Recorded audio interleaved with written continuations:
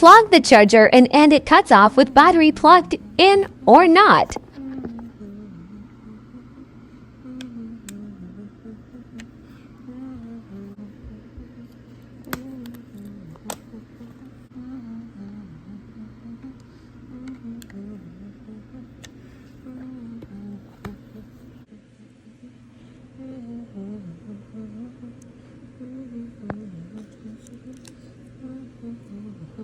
Burned out capacitor near the charging port.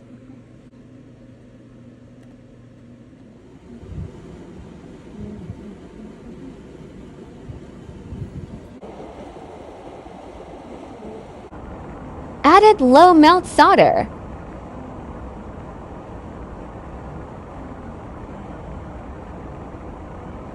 Knocked off the capacitor at 400 Celsius.